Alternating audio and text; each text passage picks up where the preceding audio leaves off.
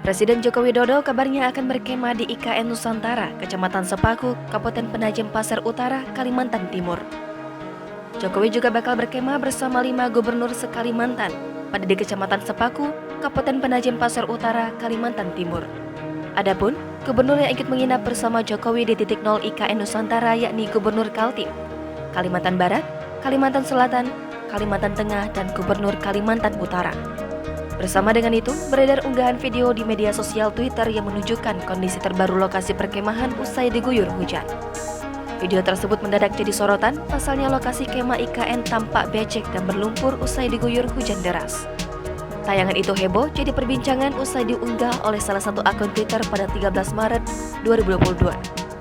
Jika diperhatikan, dalam tayangan terlihat jalanan tanah di IKN menjadi becek dan licin. Menanggapi unggahan itu, warganet lainnya turut meramaikan unggahan tersebut dan memberikan pernyataan menohok.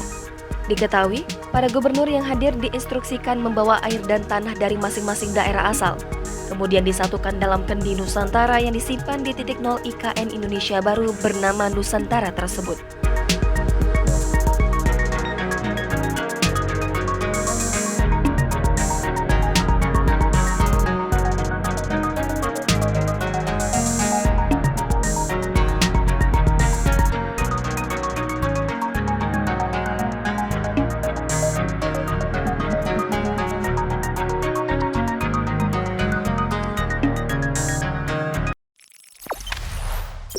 Jangan lupa subscribe, share, komen, dan like ya.